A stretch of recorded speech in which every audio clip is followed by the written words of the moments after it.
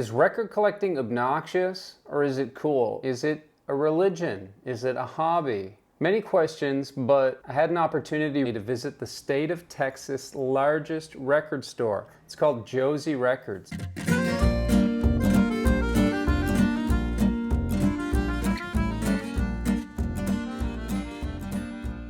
So I'm going to take you to Josey Records. We're going to see if they got any country records out there. Anything cool, any hidden gems, any must-haves. Josey is the largest record store in the state of Texas. Maybe it's the largest record store in the United States. It's about 25,000 square feet, but I'm a country music collector. I like classic country music, old honky tonk. So that's specifically the kind of stuff I usually collect, along with a little bit of heavy metal and some jazz and stuff like that. I'm gonna show you the country records that I have here with me, give you an example, kind of stuff that I might be looking for on this trip. Tom T. I've always got a lot of Tom T. Hall records on hand. There's Casey Musgraves. That's a Japanese import of Hank on the Opry. This is a James Hand record. James Hand, legend, died during COVID. A great song, Lesson in Depression, on that. This is a live Haggard record I picked up in Bangkok a few weeks ago. Actually, a few months ago. I haven't even listened to it yet. That's an album I made a couple years ago. Weird country music, you might like that. I have a lot of Doug Jernigan records because I'm a big steel guitar fan, and I just got on this kick where I wanted to get all of Doug's stuff. I've met him before, he's a really nice guy and just a legend. So you can see the kind of stuff that's in my collection. I just want to give you an example of the kind of stuff that I would probably be looking for, something like we just saw in that box. So is Josey Records going to be worth the hype? It's going to take me 30 or 40 minutes to get there from downtown Dallas, where I'm staying. So it's a pretty long trip. Let's see what it's all about.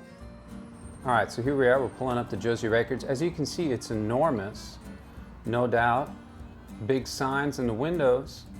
Did hear someone tell me before I got out here that they had a lot of posters as well as records, as well as CDs, as well as DVDs. They kind of like have everything, allegedly. That's the idea here. And yeah, as you can see, this is like a massive record store. It's probably the biggest one you've ever seen, right? It's the biggest one I've ever seen. It keeps going, keeps going. Josey Records claims to be one of the largest independent record stores in the US. They say on their Facebook, we specialize in vinyl records, collectibles, CDs, cassettes, turntables, music posters, new releases, and music accessories.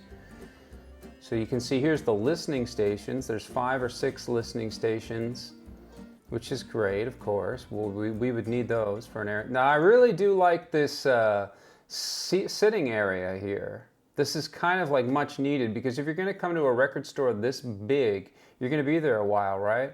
And you might want to like actually just take a break, sit down, have a coffee, chill out. So I really love this idea.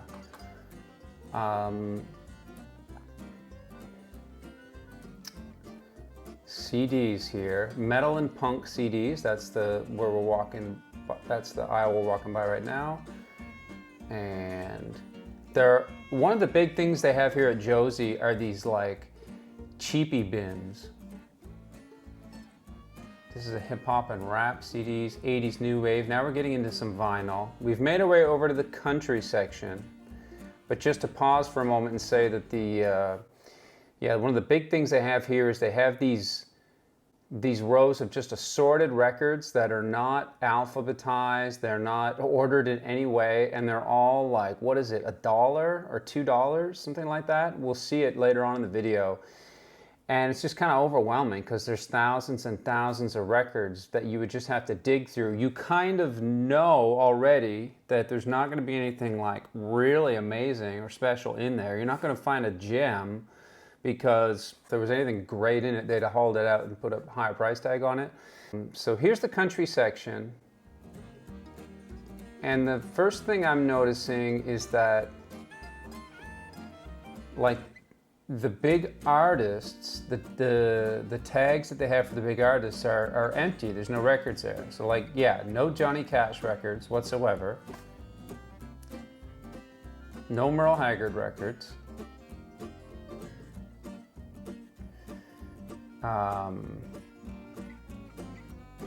A lot of like Texas country stuff here, I think, seemingly, as you would expect. I'm trying to think of what I was looking for on this particular day. Johnny Paycheck would have been someone I'd have been looking for. That's probably why I'm in the Johnny Lee section. So if you're into Johnny Lee records, then come on over to Josie.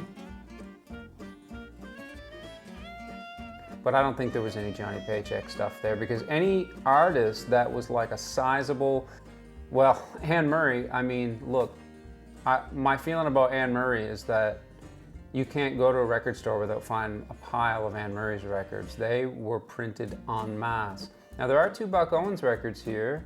What do we have? One with him and Susan Rae, so not really anything that super must have there. Now it does look like there's a stack of Eddie Rabbitt records back there. Pretty good sized stack, in fact. But basically, I knew pretty quickly the stuff that I was looking for. I would have been looking for Little Jimmy Dickens. Let me think. Yeah, Farron. I would have liked to find some Mercury Farron stuff if I could. Was there anything? There's no Bob Wills records, as you can see, no Don Williams. And then down here, below here, is another pile of cheaper country records that are even lesser condition than the ones up top. You can see that's $5 for that Homer and Jethro record. The quality of these records also very questionable, especially in the $1 to $2 bin. I mean, everything that I've found here was, the condition was just kind of like, I mean, there's a reason it's $1 to $2. So here's the checkout. I'm going to show you some of the stuff that I picked up here. This is Buck Trent and his Bionic Banjo. Cool record, actually. A couple of cool tracks on this record. Also one of the worst songs I've ever heard in my life on this record, so that makes it unique as well. I got this out at Josie. This is Slayer live at Berkeley. Just kind of stood out. I mean, this is a brand new record, so I paid full price for it. And also, I got, show you right here in my hand, the Postal Service. This was actually a used copy of the Postal Service, Give Up. So because it was used, I did get it for, I think, around $20. I'm going to show you another record store that, by comparison, is a fraction of the size. It's called Top 10 Records, which is back closer to Dallas proper, like in the city. And I'm just standing outside the shop here. I'll show you a couple pictures inside as well. But this shop here, for me, more interesting records actually in this shop. Very small, as you can see. And really, really helpful guy working the counter, who's like a co-op, the shop now. So he's one of the cooperative people running the shop, basically, in exchange for having part of his record collection featured in the shop. This is like a long story short, it's a legendary location. And so basically, I would say Josey Records, probably one of the more disappointing record shops I've ever been to in terms of country. Now, you would think we're in the state of Texas. Country music, pretty big. It's second home, arguably, over there in the state of Texas. And if you are going to Josie, make sure to give yourself 3 or 4 hours if you really want to have a good dig through the place. And check out their collection of posters, pretty incredible. But overall, a little bit disappointing for the country music fan in me. And that's it for this video. We will see you guys next time. And keep it country and keep on coming back. We'll see you soon.